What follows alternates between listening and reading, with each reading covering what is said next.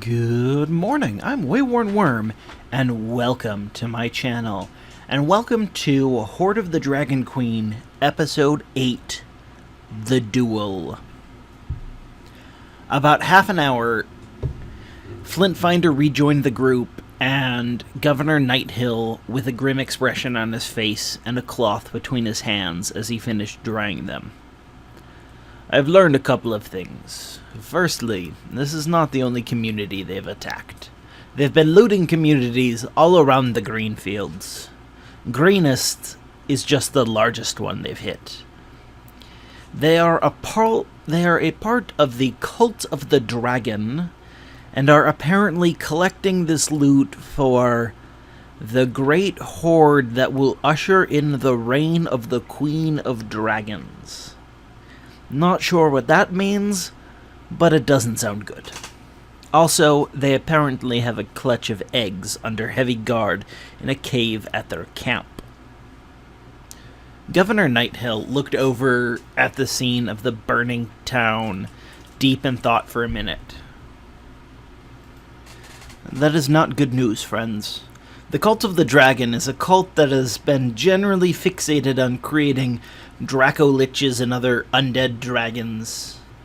But this allusion to the Queen of Dragons is about Tiamat for sure. Dark days may be ahead of us. He turned back to the group. Greenest is an out-of-the-way place, and therefore has been known as a place of relative safety for a long time. I am truly sorry if you came here for the promise of such safety. You have done much for my town, and every moment I grow more confident that we will survive the night and be able to rebuild. Thank you. Before they could reply, a creature strode into the dim light from the dying fires around the keep. Although its shape is roughly human, it was at least 7 feet tall, its skin covered in blue scales, wicked claws on its fingers, and its face was the muzzle and reptilian eyes of a dragon.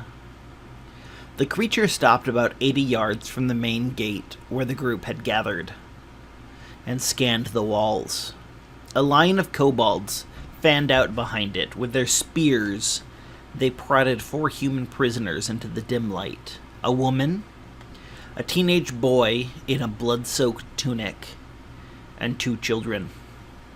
Then the half-dragon creature began to shout, "Defenders of Greenest! This has been a successful night, and I'm feeling generous. Do you see these 4 pitiful, useless prisoners? We have no need for them, so I will trade them back to you.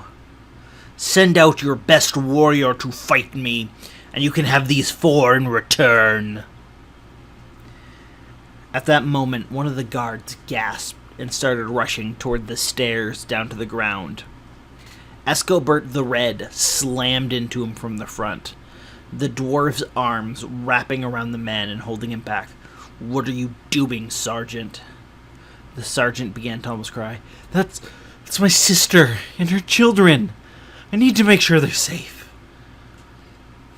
Nighthill looked back at the party. In light of what I've just said, I know what I'm about to ask is an awful burden to bear. But any of you has a better chance to defeat that horror than any of my men have. Flintfinder strode forward. "I will face him." Nighthill nodded and stepped aside, letting the entire group pass. Very shortly, the 6 members of the party stood outside the gates, facing a line of kobold and this half-dragon, who begins to chuckle. Good. I set forth these terms. The children will be released now as a gesture of good faith. The women will be held back as insurance. If anyone interferes with the duel, she dies. As soon as it is over, she will be handed over. The winner is the last person standing. Agreed? Flintfinder steps forward once more. Yes, let's begin. He pulls out his swords, Flintfinder charging as soon as the creature pulls out its greatsword. He starts with a slash with his longsword, ducking under the block of the large dragon creature, and slices deep into the armor and scales, drawing blood. He quickly followed it up with a thrust with his short sword, keeping in close, trying to deny the creature the advantage that his reach would give. His sword went deep, and blood gushed as he pulled it out of the creature's side. The creature brought its weight down on a strike, cutting deep into Flintfinder, who laughed and gritted his teeth. You will have to strike harder than that if you want to win this fight, foul beast. He was able to deflect a second blow with his longsword. His next attack hit hard, damaging much more armor and cutting deep into the flesh once more. He followed up the deep slice with another thrust from his short sword that cut even deeper.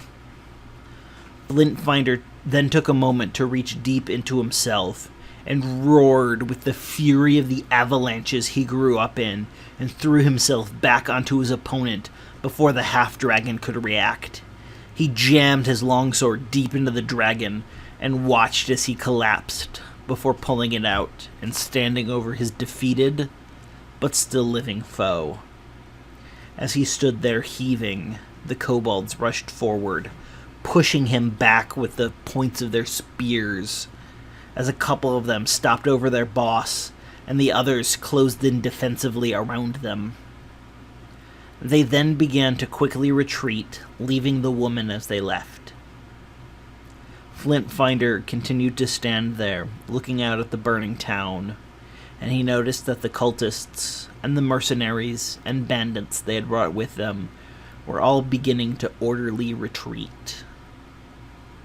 Although he had beaten them in the last moment, he knew it was still an overall victory for the cult. He turned back toward his party and nodded. More knocked heavily on the gates, which began to swing open, and the woman rushed by them into the keep and into the waiting arms of her brother.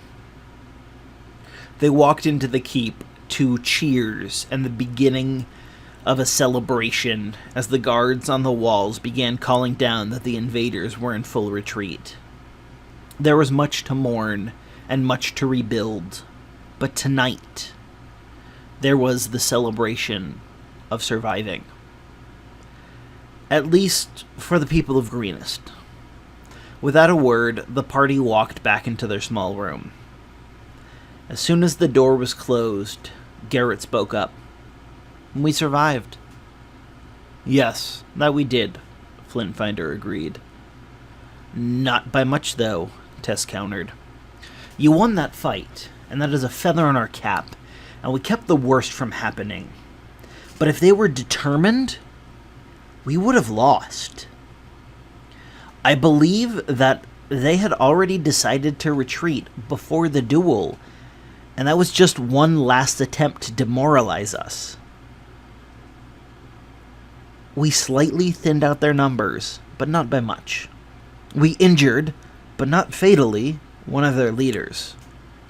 But if you notice, they left in an orderly fashion, and even though a celebration is beginning in the keep's the keep's gates remain closed, and every healer they can spare is using all of their magic and all of their mundane talent to try and keep people from dying. They are willingly ceding the field in good order, and yet even a token force left behind would still control it. We do not have the power to project past these walls, let alone through the entire town. Flintfinder nodded wearily. That is very true as well. We lost this fight, but we are not destroyed. We are better for the exchange, and the town will spring back in a few months. I'd imagine that a year from now, this town will not only be fully rebuilt, but will be stronger than ever. What will we do? Quora asked. What do you mean? I mean, sure, one or two of us came here to seek out the rumors of the cult. She nodded at Flintfinder and Garrett. Tess and I came here to lie low for a while. And Mara and Morn were just passing through their old hometown. We've been swept up in very large events, but only two of us wanted to be a part of any of this. And even them, that was before you two knew how big this could be. I am sure that in the morning, we will all have to decide if we want to continue down this path or if we will stop. Death and destruction for us might very well lie on the path. But if we stop, death and destruction will be for others. Maybe many, many others. Mara nodded. Yes, we have that choice to make. I think we should sleep on it, but I know my answer already. I will continue. She looked each other person in the eye before continuing. And I hope that I will have each of you by my side as I do so.